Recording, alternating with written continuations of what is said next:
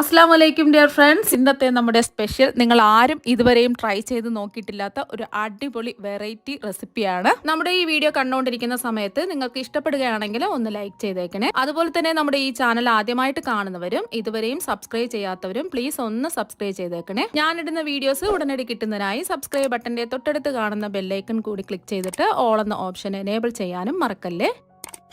ഇതിനായിട്ട് ഞാനിവിടെ കുറച്ച് ലൗലോലിക്കയാണ് എടുത്തിട്ടുള്ളത്. ലൗലോലിക്ക അല്ലെങ്കിൽ ലൂബിക്ക എന്നൊക്കെ പറയും. അപ്പൊ ഇത് നമ്മുടെ വീട്ടില് മിക്ക വീടുകളിലും വെറുതെ തൊഴിഞ്ഞ് വേസ്റ്റായി പോകുന്ന ഒരു സംഭവമാണ്. ഇത് വെച്ചിട്ട് ഒരു അടിപൊളി റെസിപ്പിയാണ് കാണിക്കാൻ പോകുന്നത്. അപ്പൊ ലൂബിക്ക എടുത്തതിന് ശേഷം ഒരു ലൂബിക്ക എടുക്കുക, അതിന്റെ ഞെട്ടൊന്ന് മാറ്റിയതിന് ശേഷം ഇതിന് രണ്ടായിട്ടൊന്ന് കട്ട് ചെയ്യും. ഇതിന്റെ കുരു ഒന്ന് മാറ്റണം. കുരു മാറ്റാതെ വേണമെന്നുണ്ടെങ്കിലും നിങ്ങൾക്ക് ചെയ്യാം. അപ്പൊ രണ്ടായിട്ട് ഇതാ കട്ട് ചെയ്തതിന് ശേഷം ഇതാ കാണില്ലേ, ഈ കുരു അങ്ങെടുത്ത് മാറ്റാം.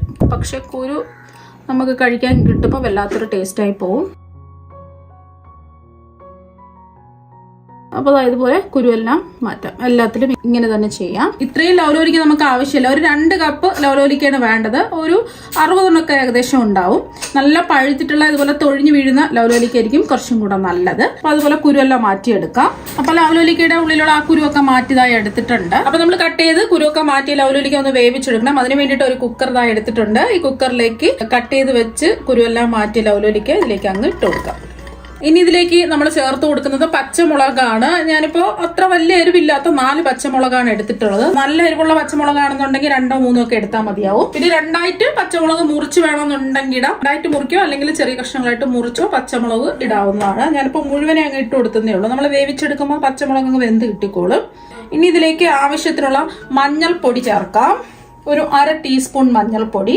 പിന്നെ ഇതിലേക്ക് 1 ടീസ്പൂൺ മുളക് പൊടിയാണ് ചേർത്ത് കൊടുക്കുന്നത്. കാശ്മീരി മുളക് പൊടിയാണ് എടുത്തിട്ടുള്ളത്. അധികം എരിവുണ്ടാവില്ല. എരിവുള്ള മുളക് പൊടിയാണെന്നുണ്ടെങ്കിൽ 1/2 ടീസ്പൂൺ ഒക്കെ ചേർത്ത് കൊടുത്താൽ മതി. അവരവരുടെ എരിവിനനുസരിച്ചിട്ടുള്ള മുളക് പൊടി ചേർത്ത് കൊടുക്കാം. പിന്നെ നിങ്ങൾക്ക് വേണമെന്നുണ്ടെങ്കിൽ കുരുമുളക് പൊടി ചേർക്കാവുന്നതാണ്. ഞാനിപ്പോ 1 ടീസ്പൂൺ കുരുമുളക് പൊടിയും കൂടെ ചേർക്കുന്നുണ്ട്. പ്രത്യേക ഒരു ടേസ്റ്റ് ആയിരിക്കും കുരുമുളക് പൊടിയും കൂടെ ചേർക്കുമ്പോൾ. വേണ്ടാന്നുണ്ടെങ്കിൽ കുരുമുളക് പൊടി ഒഴിവാക്കാം.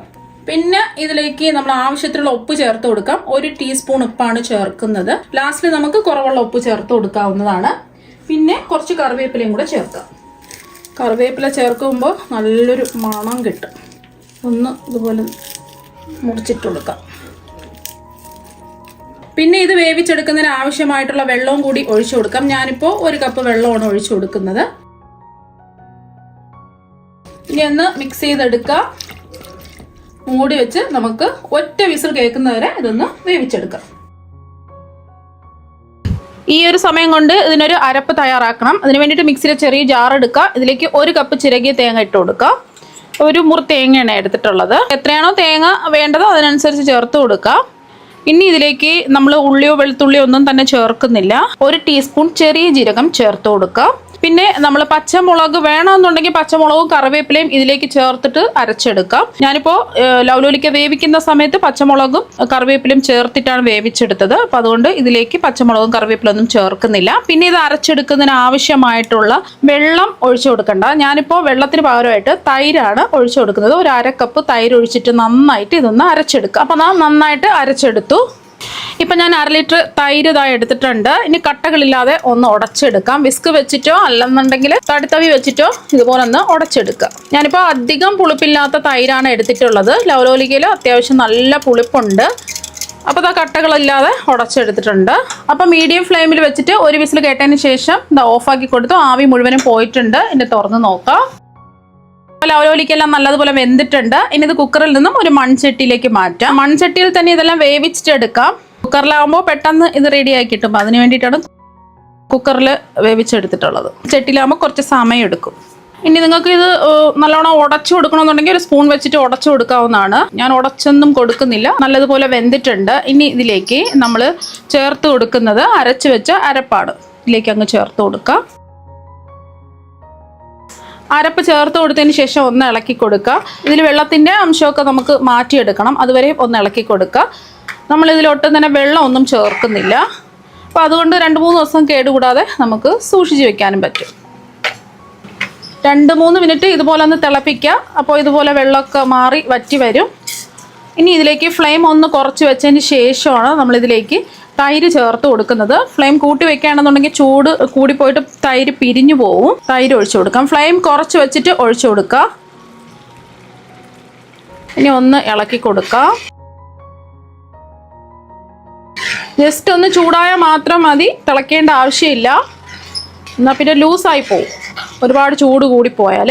ഇനി നമുക്ക് ഒന്ന് ഇളക്കി കൊടുത്തതിന് ശേഷം ഫ്ലെയിം ഓഫാക്കാം. ഫ്ലെയിം ഓഫാക്കി കൊടുത്തു. നല്ലതുപോലെ ചൂടായി. ഇനി ഇതിലേക്ക്, ഇത് നല്ലൊരു പുളിപ്പാണ്, ലവലോലിക്ക് നല്ല പുളിപ്പാണ്, തൈരിൽ പുളിയുണ്ട്. അതൊന്ന് ബാലൻസ് ചെയ്യാൻ വേണ്ടിയിട്ട് 1 ടീസ്പൂൺ ശർക്കര പൊടിച്ചതും കൂടെ ചേർത്ത് കൊടുക്കാം. ശർക്കരയ്ക്ക് പകരം പഞ്ചസാര വേണമെങ്കിലും ചേർക്കാം. ഇതും കൂടെ ചേർത്താലേ പ്രത്യേക ഒരു ടേസ്റ്റ് ഉണ്ടാവുള്ളൂ, അല്ലെങ്കിൽ നല്ല പുളിപ്പായിരിക്കും. പുളിപ്പ് മാത്രം മതി എന്നുണ്ടെങ്കിൽ ശർക്കര ചേർക്കേണ്ട ആവശ്യമില്ല. ഒന്ന് മിക്സ് ചെയ്യാം. ഇനി കുറച്ച് മണികളും കൂടെ ബാക്കിയുണ്ട്, ഇതിവിടെ ഇരിക്കട്ടെ.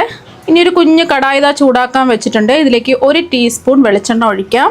ഇതിലേക്ക് 1 ടീസ്പൂൺ നെയ്യും കൂടെ ചേർത്ത് കൊടുക്കാം. നെയ്യ് വേണ്ടാന്നുണ്ടെങ്കിൽ വെളിച്ചെണ്ണ മാത്രം 2 ടീസ്പൂൺ എടുക്കാം. എണ്ണയും നെയ്യും ഒന്ന് ചൂടാവണം. അപ്പോൾ എണ്ണയും നെയ്യും ഒന്ന് ചൂടായതിന് ശേഷം 1/2 ടീസ്പൂൺ കടുകിട്ടൊന്ന് പൊട്ടിക്കാം. ഇതിലേക്ക് 2-3 വറ്റൽമുളക് ചേർക്കാം. അതുപോലെ തന്നെ കുറച്ച് കറിവേപ്പില മുറിച്ച് ചേർത്ത് കൊടുക്കാം.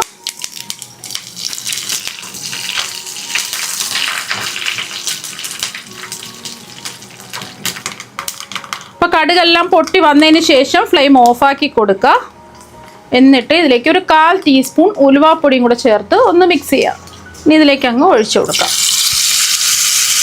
ഇനി ഉപ്പ് കുറവായതുകൊണ്ട് ഒരു 1/4 ടീസ്പൂൺ ഉപ്പും കൂടെ ചേർത്ത് കൊടുക്കണേ. എന്നിട്ട് ഒന്ന് മിക്സ് ചെയ്യുക. നല്ല അടിപൊളി ടേസ്റ്റാണ് ഈ കറിക്ക്. ചോറിൻ്റെ കൂടെ വേറെ ഒരു കറിയുടെയും ആവശ്യമില്ല. ഉപ്പൊക്കെ കറക്റ്റ് ആണോ എന്ന് ചെക്ക് ചെയ്ത് നോക്കുക. ആവശ്യമെങ്കിൽ ഉപ്പ് ചേർത്ത് കൊടുക്കുക. അപ്പോൾ ലവലോലിക്ക വെച്ചിട്ടുള്ള ഈ കറി നിങ്ങൾ ഒരു പ്രാവശ്യം ഒന്ന് ട്രൈ ചെയ്ത് നോക്കുക. തീർച്ചയായും നിങ്ങൾക്ക് എല്ലാവർക്കും ഒരുപാട് ഇഷ്ടമാകും. അപ്പം നമുക്ക് മറ്റൊരു വെറൈറ്റി വീഡിയോ ആയിട്ട് വീണ്ടും കാണാം. താങ്ക്